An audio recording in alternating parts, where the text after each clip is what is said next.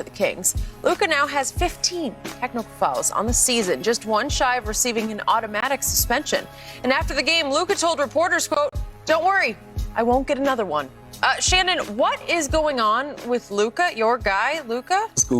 Skip, Luka is getting Americanized because he's saying the things that American players, hell no. And, they say that when they call foul on him and they say, and one. So, Luka is like, you know what, I've been in America long enough. Let me get hip with the lingo and start laying it on him. And the ref told him, say, Luka, you can't say that. And he's basically saying, Luka is feeling like, hold on. I'm LeBron. I'm KD. I'm at that level now, and I should be getting calls according to that level. Don't look at me as a third-year player. Look at me as a franchise superstar player. Franchise superstar altering players get those calls. I want to receive those calls, and I don't think I'm getting them. And so he's voicing his displeasure. Now, that last one, he did lean into the guy. I mean, Skip, he dislodged the guy from the spot.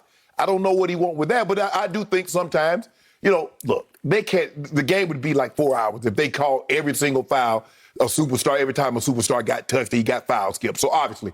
But Luka doesn't feel that he gets the level of treatment that, say, a LeBron, a KD, James Harden, or Giannis, or some of these elite level players receive.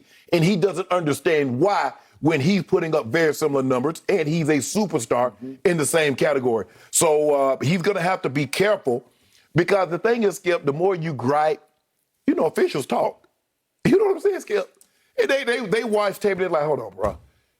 Because when you start crying wolf, that was a foul. They go back and look at the video and it's like, ain't nobody touched him. So now you make it harder on yourself and easier for them not to call fouls when there is a foul. So Luka, just take it down a notch. I get it. But I don't want you to be in a situation where you become, like Rasheed Wallace, and as soon as you say something to you, they tee him up. Or Dwight Howard. Skip, Dwight Howard can't even look at the official. They go to him and Boogie Cousins because they got Boogie again the other night. So I don't want Luka to go down that path, but he just feels that as a superstar, Skip, he should get a certain level of respect that he doesn't feel he's getting right now. But he's one more take away, Skip, and he's going to miss a game. And that's the last thing you'd want him to do when you're fighting for your playoff life. So, Shannon Sharp, you grew up loving as your favorite player Larry Bird. Larry Joe. And now you have fallen in love with Luka, and you continue to call Luka Baby Bird. He is. Right? You seen it. And I'm here to tell you that Luka is closer to Big Bird than he is to Larry Bird. No, he's not. Big Bird than Larry Bird. Because I'm not seeing it. I'm seeing the opposite of everything I loved and respected about Larry Bird. So what was happening last night? Once again, he's going 1 for 7 from 3. He is a high-volume three-point shooter, and he's a pretty terrible three-point shooter. He's now down to 35.3% for the year. That ranks 122nd of a qualified 159. So you're getting down to the dregs of the earth in three-point shooting. This was, I remind everybody, this was the preseason favorite for MVP in the NBA. From the free throw line, not that this pertained last night, but he's 72.8%, which is barely above LeBron. It ranks 88th of 110. Dallas is now 7-6 in its last 13, but worse, Dallas and the Lakers are now tied at home with 17-15 records, and they're tied in the standings, as you know, as they both try to avoid the play-in tournament that neither has any use for, and they don't have any use for it because they might be in it. Right. Okay. So here's my problem with Luka, and I know he's still a very young player and a very young man, but he did play 6 years of professional basketball in Europe, so he's mature, you would think, for his age. He is the whiniest crybaby in the league, and no, it's not even close. He whines after and begs after every single call. He turns to the refs like, how dare you do it to me? Yeah. Like you said, he's arrived. How dare you do that to me? Do you know who I am? Right? Yeah. That's what I see every play, every game until I can't watch it anymore.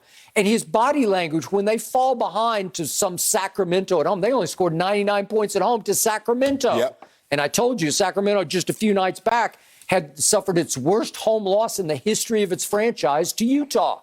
So there's no De'Aaron Fox. There's no Harrison Barnes. So in this case, what are you doing scoring 99 points against Sacramento? So his frustration is past the boiling point, right? Because it's all on his shoulders to carry them to home wins, and they fell to 17 and 15 at home. So what happened on the first one, as you point out, he, as the referee said, the crew chief, Rodney Mott, said after the game to the pool reporter, the first technical foul was called after a correct offensive foul call. And in transition, he runs past me and he screams, "Hell no," and shakes his fists at me.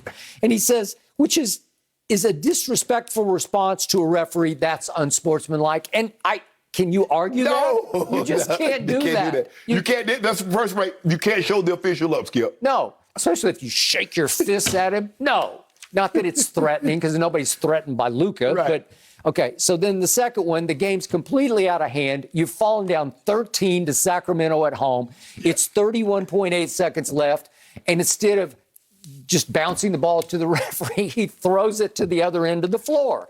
And Rodney Mott, the crew chief, says, we had a timeout, and he takes the ball, and he doesn't throw it to the nearest official. He throws the ball the length of the court, which makes it an unsportsmanlike act. Well, that's not as bad as hell no and shaking your fist.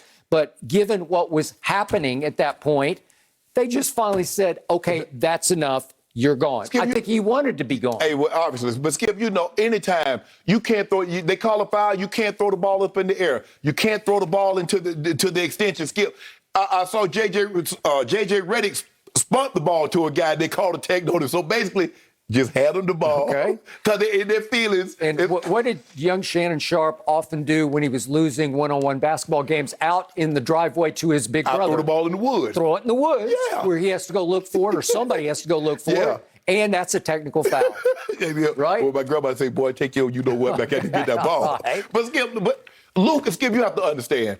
Luka sees, and the way we've talking about Luka, and for the most part, Skip, I think we put Luka in the category with Giannis, with KD and LeBron and all these upper-level guys.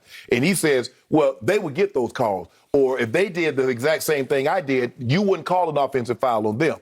And so he's like, well, hold on. I'm supposed to be getting preferential treatment, not deferential treatment. And so that's how he's looking at it. Now, Rick Carlisle says, I received 4 technical fouls this year. And they're all from the same guy. All from the same guy. Well, I guess you need to behave yourself when this subject, when this teacher's in. Because he's on the short view. But Rick, why you getting thrown out this late in the ball game? It's over. If you wait just 30 seconds, you'll be able to go to the locker room. I get what Luka, but like I said, that second technical foul, Skip, with 31 seconds, I don't know what he's trying. Sometimes coaches get thrown out in the ball game, Skip. They're trying to send a message to the team. Well, hell, you losing by 13, 14 points with 30 seconds. The message has already been sent. Y'all didn't play well tonight. Y'all gonna catch this L. But Luka's gonna have to take it down tonight, Skip. What I dislike the most about Luka is late in these games, especially at home, his body language toward his teammates it's unacceptable because everything, it reeks of, I don't want to be associated with you guys. It's negative body language to a fault. If you're the leader, if you're the next Larry Bird, you obviously have to keep your chin up and say, we got a shot here, right? Yeah. And it's just,